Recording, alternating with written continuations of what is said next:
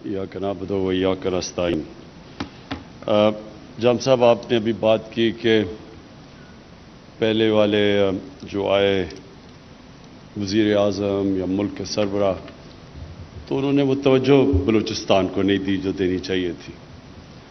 उसकी बहुत बड़ी वजह एक हमारे सिस्टम जो पार्लियामेंट्री डेमोक्रेसी है उसके अंदर उसमें आपको नज़र आती है कि क्यों उन्होंने बलूचिस्तान को तवज्जो नहीं दी। अगर मैं भी आऊँ, प्राइम मिनिस्टर बनूँ और मेरा सिर्फ मतलब ये हो कि मैं इलेक्शन सिर्फ जीतनी है और मैं हर वो काम करूँ इलेक्शन जीतने के लिए ताकि मैं फिर से प्राइम मिनिस्टर बन जाऊँ, तो मैं वाकई बलूचिस्तान के ऊपर इतना टाइम नहीं गुजारूंगा, क्योंकि बलूचिस्तान से तो मैं इलेक्शन नहीं जीतने लगा। तो मैं ये सोचा कि बजाय बलूचिस्तान में जाने के लिए मैं क्यों ना लंदन में जाना इस गर्मियाँ गुजारूं और हैरिड्स में शॉपिंग करूं। तो मैं जो इतनी मेहनत से मैंने करप्शन का पैसा बनाया होगा वो मैं वहाँ खर्च करूं, बजाय मैं यहाँ के बलूचिस्तान में आपकी टाइम स्पेंड करूं। तो लिहाजा एक नवाज शरीफ ने 24 लंदन में ट्रिप्स की अपने दौर में, 22 प्राइवेट ट्रिप्स थी, 22 भी नहीं बल्कि 23। एक दफ़ा ऑफिशियल ट्रिप, 23 वो प्राइवेट ट्रिप्स करने गया लंदन। तो बलूचिस्तान तो मेरे ख्याल में वो 2 दफ़ा भी नहीं आया। और मैं आपको यकीन दिलाता हूं कि वो 10 गुना ज़्यादा दफ़ा बलूचिस्तान से हैरिड्स में शॉपिंग कर रहा था। और दूसरा आसिफ ज़रदारी, उसने 51 दुबई की ट्रिप्स की, मेरे ख्याल में एक दफ़ा भी यहाँ नहीं आया होगा। तो कहने का मतलब यह है कि इनके लिए, जिसकी वजह से आज पाकिस्तान उधर नहीं पहुंचा जिधर पहुंचना चाहिए था, क्योंकि वो उनके मकासद और थे। अगर कोई पाकिस्तान का सोचेगा वो जरूर बलूचिस्तान का सोचेगा। अगर वो कोई इलेक्शन का सोचेगा,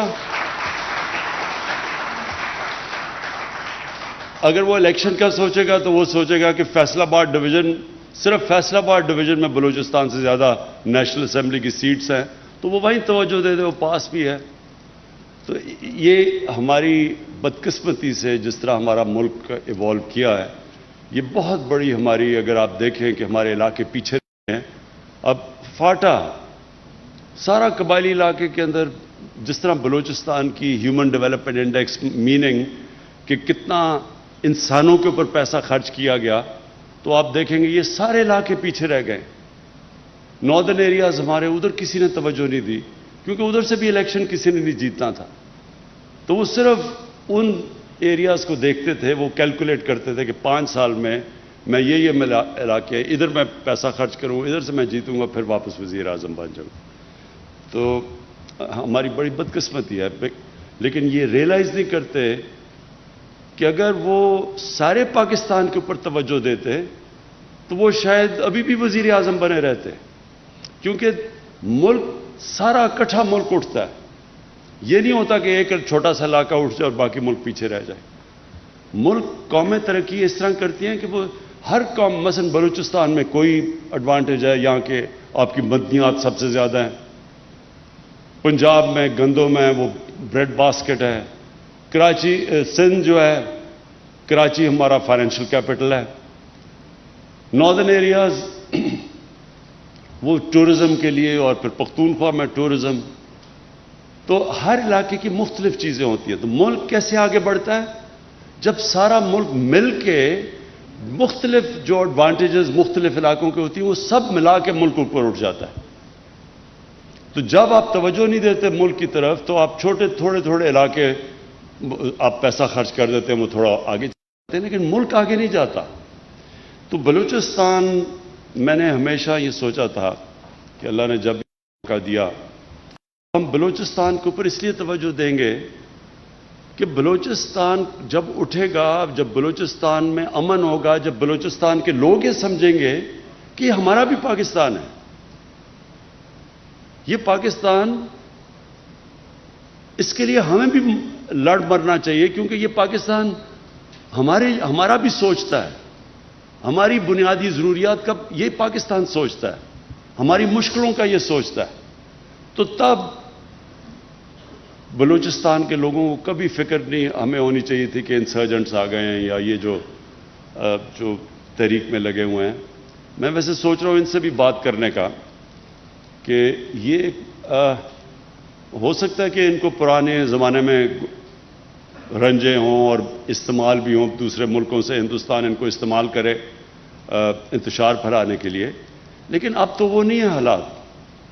کبھی بھی بلوچستان کی تاریخ میں ایک فیڈرل گورنمنٹ جو کہ بڑے مشکل معاشی حالات سے نکل رہی تھی، اور ابھی بھی اللہ کا شکر ہے ہمارے حالات ابھی بہتر ہیں، لیکن وہ حالات نہیں کہ ہم اتنا زیادہ بلوچستان کو پیسہ دے سکیں federal P S D P سے، جبکہ اتنی زیادہ ہمارے اوپر پنجاب میں، اور پنجاب کے لوگ سب سے بڑا صوبہ ہے، وہاں سے بڑی ڈیمانڈز ہیں، سارے پاکستان سے ڈیمانڈز ہیں، لیکن سب سے زیادہ پیکیج ہم نے بلوچستان کو اس لیے دیا کہ ہمارا خیال ہے کہ بلوچستان کے لوگوں سے واقعی انصاف نہیں ہوا، وہ پیچھے رہ گئے، اور بلوچستان سے سینٹر نے بھی انصاف نہیں کیا،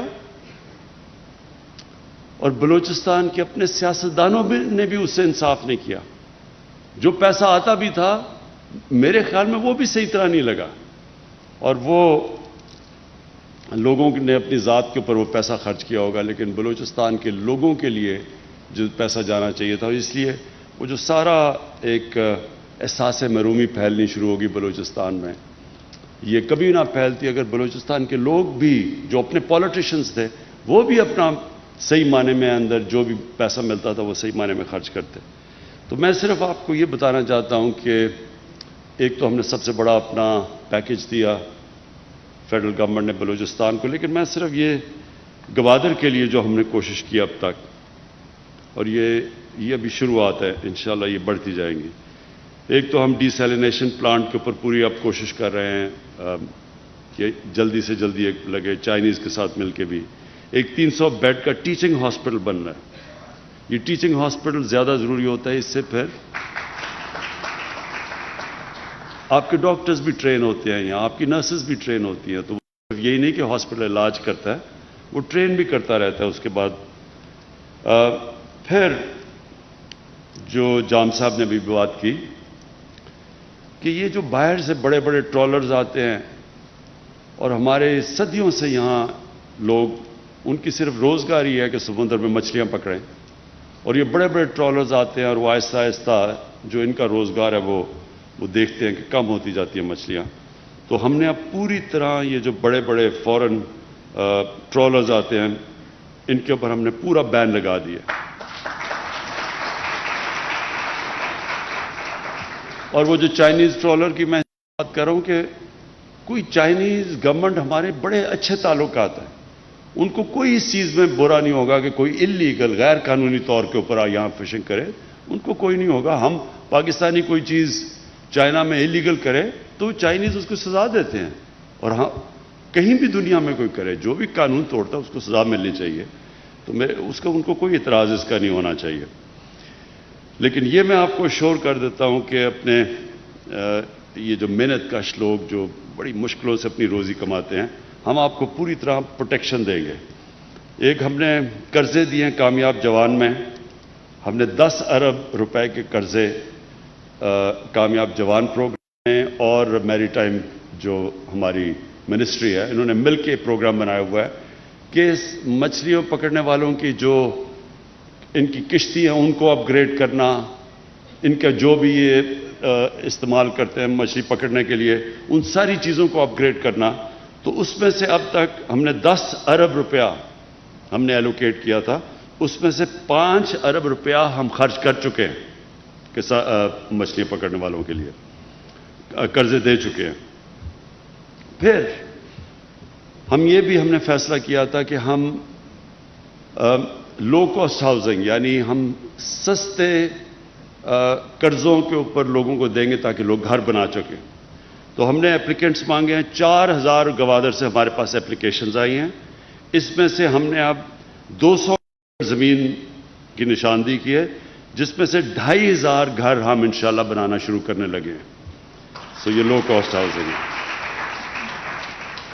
پھر ہم نے اسکالرشپس کا پروگرام رکھا ہے کہ یہاں کے لوگوں کے لیے ہم اسکالرشپس دیں، یہ احساس پروگرام کے نیچے جو ہمارا بہت بڑا احساس کا پروگرام ہے، اس میں اب تک ہم نے جو ہمارے پروگرام میں جو ہم نے آئیڈینٹیفائی کیے ہیں وہ 4698 نوجوان ہیں جن کو ہم احساس کی اسکالرشپس دے رہے ہیں.